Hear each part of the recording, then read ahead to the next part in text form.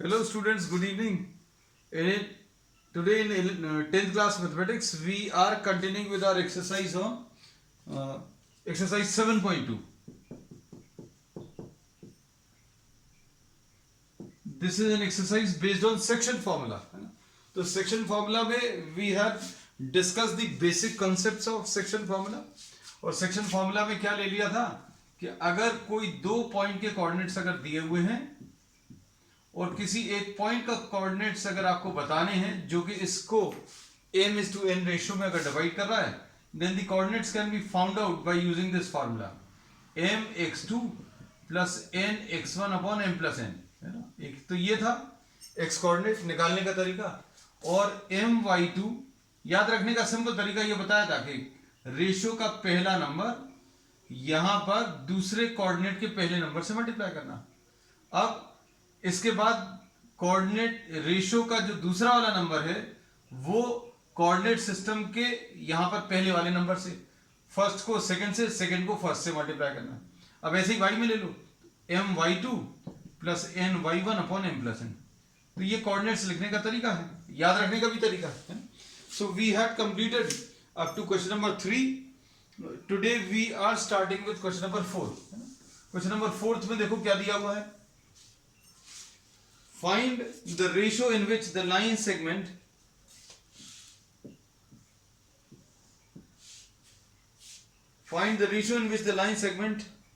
joining -3, 10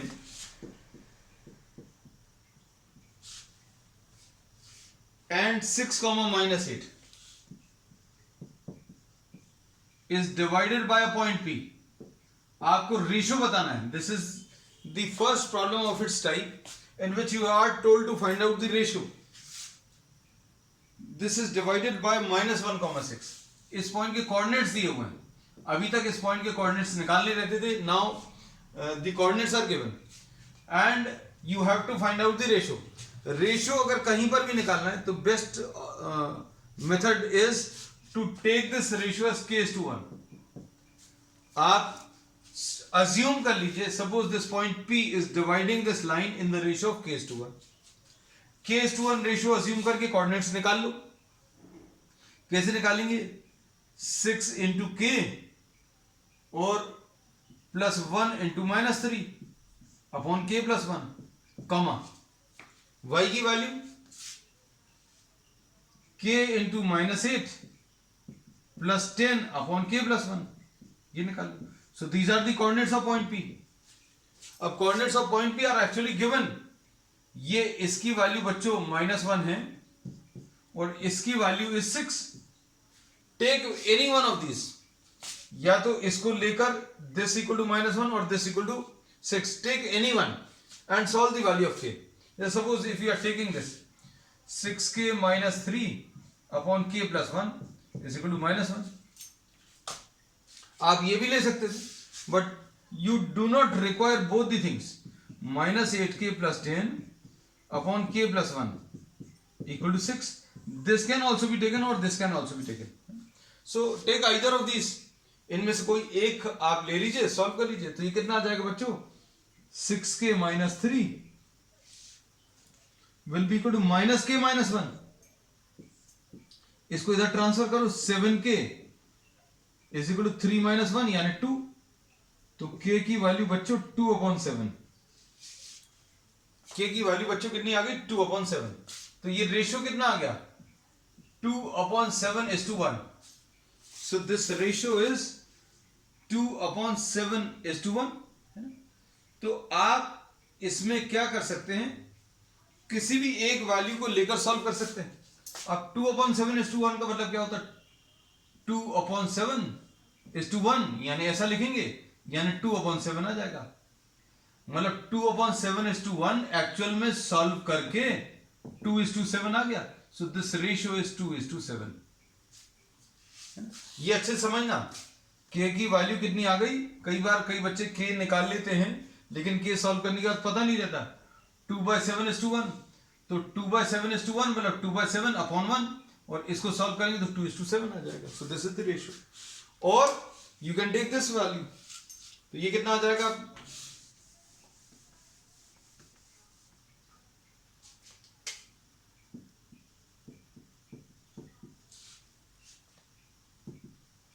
is equal to 6k+6, तो ये कितना आ जाएगा, इसको इधर ट्रांसफर कर दो, -8k - 6k is equal to 6 - 10, यानी कितना आ जाएगा, -14k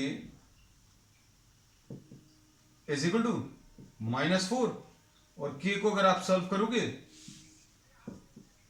-4/-14, और सॉल्व करने पर ये भी 2/7 आएगा। तो अभी हमने ये बोला भी है कि you can select either the first coordinate -1 और the second coordinate 6, the answer will be same है। चलो next question, question number 5। Question number 5 में देखो, ये भी इसी टाइप का है।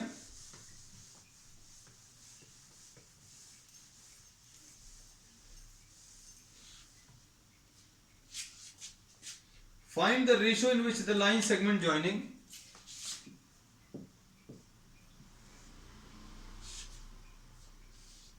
line segment joining 1, -5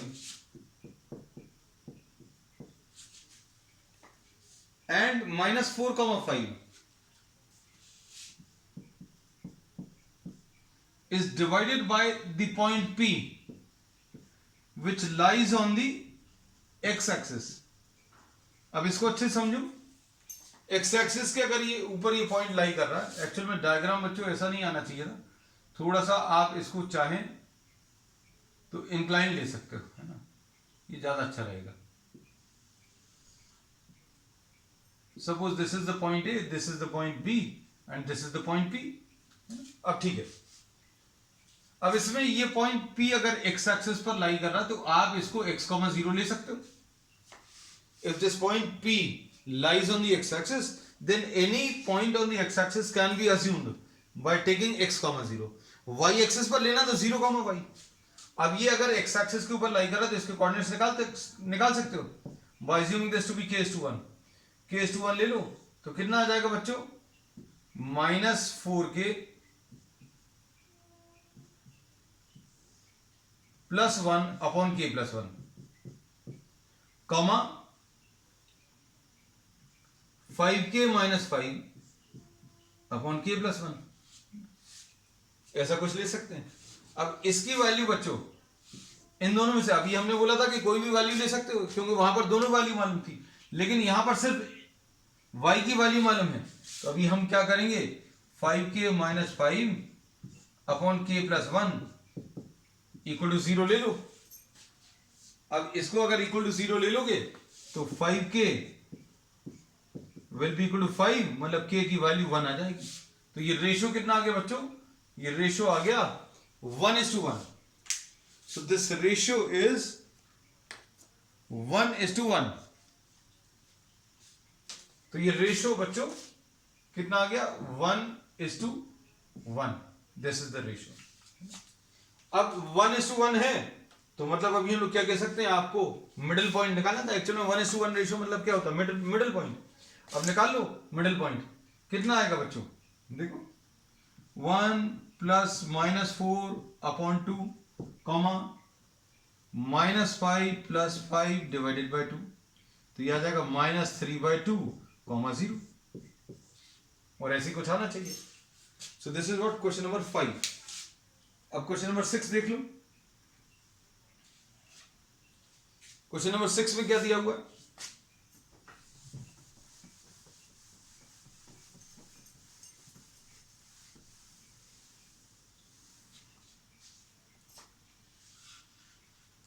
if 1, 2, 4, y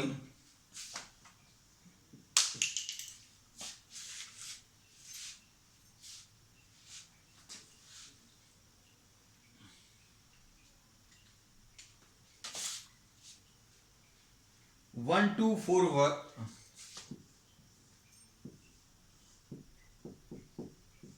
1, 2, 4y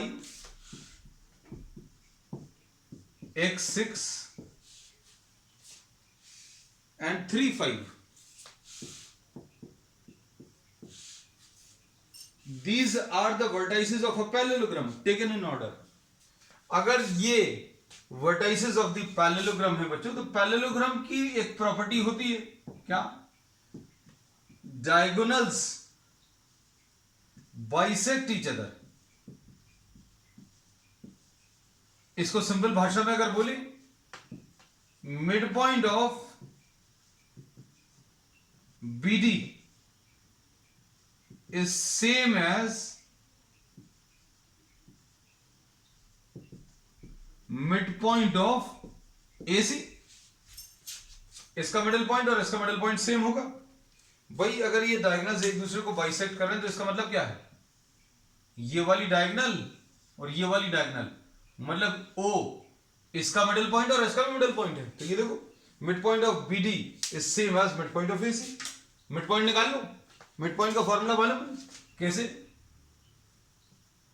mid point of BD देखो 3 + 4/2, 3 + 4/2, 4 अच्छे से लिखते हैं ना, 5 + y/2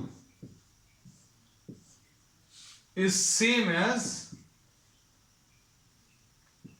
x + 1/2, x + 1/2 and 6 + 2/2। बस ये सेम है। अब क्या बोलोगे, देखो ये आ जाएगा बच्चों 7/2, 7/2 इज इक्वल टू x + 1/2। ये कटेगा तो x will be equal to what, 6। ऐसे कुछ आ जाएगा। अब 5 + y/2,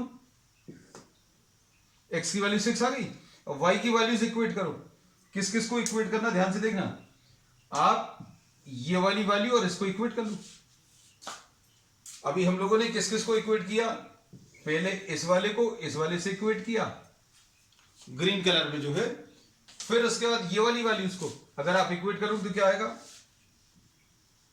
5 + y/2 will be equal to 6 + 2/2। Cancel होगा तो y की वैल्यू बच्चों कितनी आ जाएगी, y की वैल्यू 3, y की वैल्यू 3 और x की वैल्यू 6। तो x की वैल्यू 6, y की वैल्यू 3, ये आंसर आ जाएगा। 7th क्वेश्चन देखो, find the coordinates of a point A. ये सारे बच्चों बहुत सिंपल प्रॉब्लम है। अब आगे find the coordinates of the point A where AB is the diameter of a circle.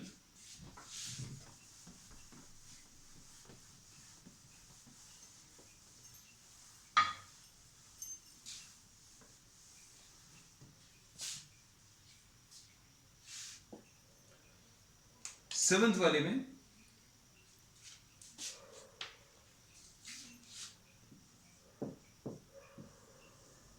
ये सर्कल दिया है और ये डायमीटर दिया है, ठीक।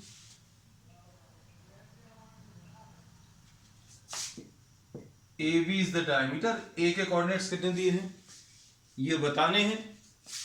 सपोज ये इसको XY ले लिया और क्या दिया है, सेंटर 2, -3, 2, -3 और B पॉइंट दिया है 1, 4। ये और भी सिंपल है। अब भाई अगर ये डायमीटर है तो ये जो सेंटर है इसका मिडिल पॉइंट रहेगा। Centre of the circle is the mid point of the diameter. कोई नई चीज तो नहीं बोली। Mid point of the diameter is the centre of the circle, है ना। ये डायमीटर का मिडिल पॉइंट जो है पॉइंट O है। तो मिडिल पॉइंट कैसे निकालोगे, x + 1/2, x + 1/2 और y + 4/2। ये O पॉइंट आ गया, लेकिन ये O पॉइंट दिया हुआ है। इसकी वैल्यू बच्चों कितनी दी है, x + 1/2 की वैल्यू 2 दिया है और y + 4/2 ये y वाली वैल्यू -3 दिया है। बस सॉल्व कर लो, कितना आ जाएगा, x + 1 = 4, y + 4 = -6, है ना। तो x की वैल्यू 3 आ जाएगी और y की वैल्यू -10। x की वैल्यू 3, y की वैल्यू -10, ठीक। अब उसके बाद क्वेश्चन नंबर 8 देखो।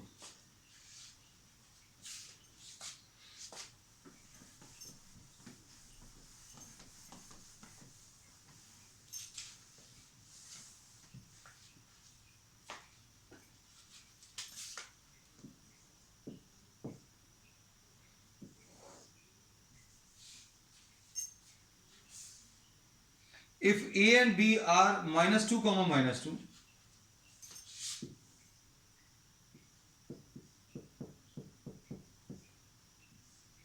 बी दिया है 2, -4, ये ए है, लिखा है ऑलरेडी, ये बी है। अब इसमें पी पॉइंट बताना है। A P is equal to 3/7 A B. अब इसको अच्छे समझना, ए बी के 3/7 डिस्टेंस पर, मतलब अभी हम लोग इसमें ये बोलेंगे, अब इसको एपी जो डिस्टेंस है पूरे डिस्टेंस का 3/7 है। मान लीजिए ये बात अभी हम लोगों को नहीं समझ में आती, तो ये तो समझ में आता है कि 7AP is equal to 3AB। 3AB को देखना कैसा लिख रहे हैं, AP प्लस PB।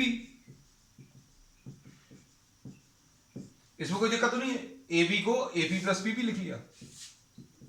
अब क्या आ जाएगा, 7AP is equal to 3AP plus 3PB। इसको इधर ट्रांसफर करो, 7AP माइनस 3AP 4AP आ जाएगा, इज इक्वल टू 3PB। तो क्या मिलेगा, AP upon PB is 3/4। AP upon PB 3:4 है। बस ये रेशो जो है इनडायरेक्टली दिया हुआ था, डायरेक्टली नहीं दिया था। अब इसमें क्या करना बच्चों, अब इसमें देखना, पी पॉइंट के कोऑर्डिनेट्स मालूम है, तो सॉरी पी पॉइंट किस रेशियो में डिवाइड करा वो मालूम है, निकाल लो कोऑर्डिनेट्स। पी के कैसे निकालोगे, 3 × 2 plus 4 × -2 upon 3 + 4, comma 3 × -4 plus 4 × -2 upon 3 + 4। बस फिनिश। ये कितना आ जाएगा, ये आ जाएगा 6 - 8 अपॉन 7 और -12 -8 डिवाइडेड बाय 7, है ना। तो ये कितना आ जाएगा सॉल्व करने पर, -2/7 and -20/7, -2/7 and 20/7. So this is the answer. -20/7, minus sign छूट गया था। ठीक, क्वेश्चन नंबर 9 देख लो।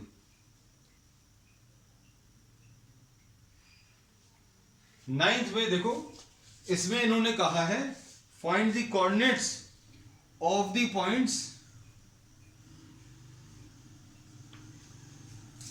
which divide the given line into 4 equal parts।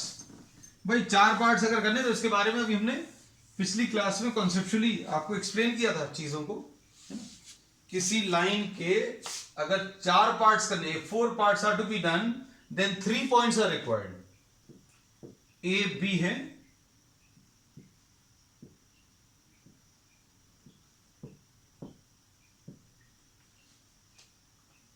तो इसमें भी हम लोगों ने बोला 3 पॉइंट्स जो है 4 पार्ट्स में डिवाइड करेंगे, 1 part, 2 part, 3 part and 4 part, है ना।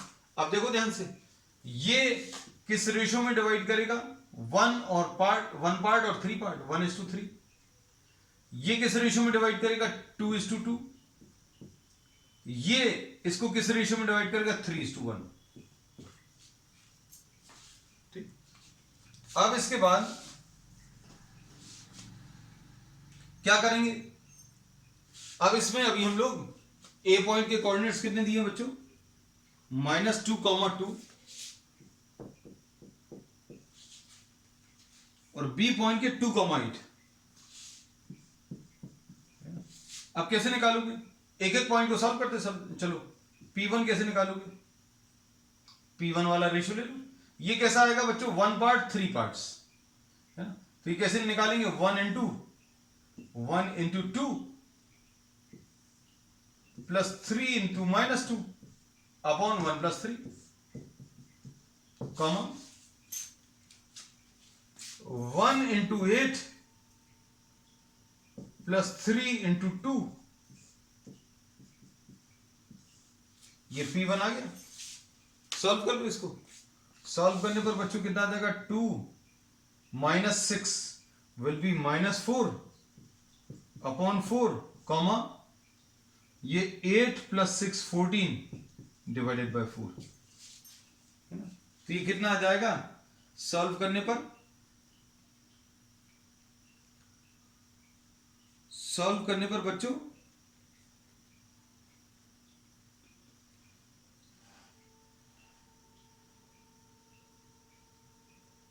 P पॉइंट के कोऑर्डिनेट्स -1,7/2, बिल्कुल सही, परफेक्टली ओके। अब ये P पॉइंट क्या है बच्चों, P पॉइंट 1:1, तो एक्चुअल में P is what, the middle point. तो इसमें ज्यादा मेहनत करने की जरूरत नहीं। मिड पॉइंट कैसे मिलेगा, -2 + 2 अपॉन 2, -2 + 2 अपॉन 2 एंड 2 + 8 अपॉन 2, ये कितना आ जाएगा 0,5। तो ये P पॉइंट आ गया। अब P2 कैसे मिलेगा, P2 ये किस रेशियो में डिवाइड कर रहा है, अब इसको रब कर देना बच्चों, 3 into 2 1 into -2, 3 into 2 plus 1 into -2 upon 3 + 1 comma 3 into 8 plus 1 into 2,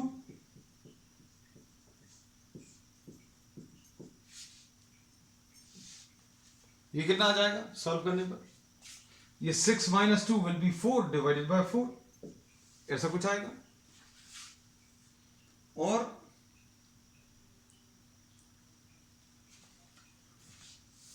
ये आ जाएगा 24 + 2 26 डिवाइडेड बाय 4, तो 1,13/2, ये आ जाएगा पॉइंट। ठीक, अब इसका लास्ट क्वेश्चन देख लो। लास्ट क्वेश्चन में क्या दिया हुआ है,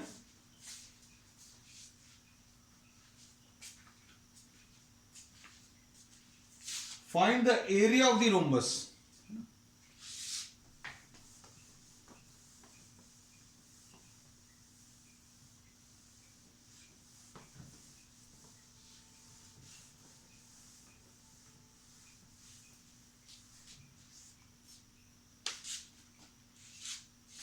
Find the area of the rhombus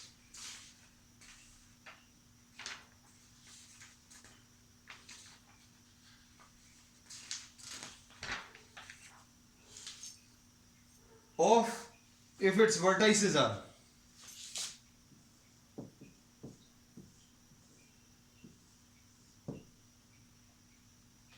इसके वर्टेक्स दिए हुए बच्चों,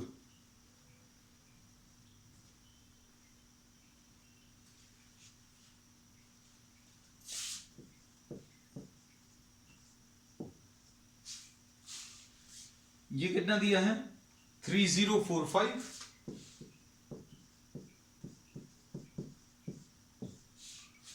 C -14 और D -2 -1। अब इसमें BD ये डायगोनल निकाल लो, ये कैसे मिलेगा, -2 -4 का होल स्क्वायर प्लस -1 -5 का होल स्क्वायर, ये वाली डायगोनल। और AC निकाल लो, AC कैसे मिलेगा, 3 -1 का होल स्क्वायर प्लस 0 -4 का होल स्क्वायर। सॉल्व कर लो इसको, कितना आ रहा है, ये बच्चों 36 आएगा प्लस ये भी 36 आएगा, है ना सॉल्व करने पर। तो ये कितना आ जाएगा सॉल्व करने पर,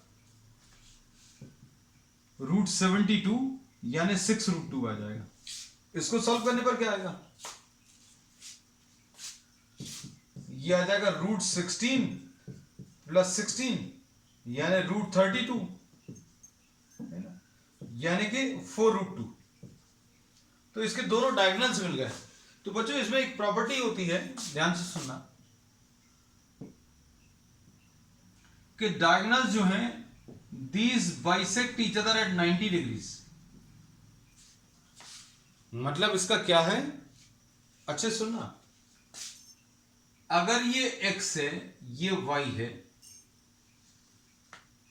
तो क्या आ जाएगा, एक ट्राइंगल का एरिया, एक ट्राइंगल का एरिया बच्चों कैसे मिलेगा, half base into altitude x into y. और ऐसे कितने ट्राइंगल्स आएंगे बच्चों, ये अगर y है तो ये भी y होगा, तो ये भी हाफ एक्स वाई, ये अगर x है तो ये भी x, तो ये हाफ एक्स वाई, सारे हाफ एक्स वाई आएंगे, मतलब 4 आ जाएगा। मतलब ये सॉल्व करने पर कितना रहा, 2xy। अब इसको अच्छे से देखना, 2xy को अभी हम कैसा लिख रहे हैं, ये 2xy जो लिखा हुआ है इसको देखो कैसे लिख रहे हैं, 2x इंटू 2y हाफ। ये अभी भी 2xy लिखा, लेकिन 2x लिखने से फायदा क्या है, 2x मतलब कितना आ जाएगा बच्चों, BD, 2x मतलब BD और 2y मतलब AC। मतलब एरिया अगर आपको बताना है तो हाफ BD इंटू AC ले सकते हो। BD भी निकाला हुआ है,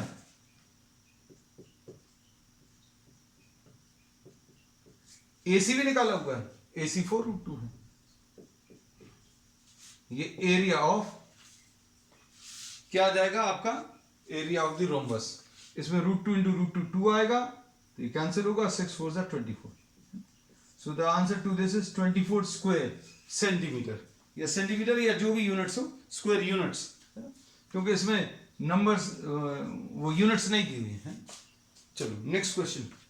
अच्छा दैट्स ऑल, मतलब we are finish this exercise. तो next exercise will be starting on the next one, that's all for today. ठीक है, तो अगला जो एक्सरसाइज है वो शायद अभी हम लोग बोलते हैं शायद एरिया पर बेस्ड है, तो एरिया का कॉन्सेप्ट अभी हम लोग नेक्स्ट टर्म पर डिस्कस। ठीक है, दैट्स ऑल फॉर टुडे।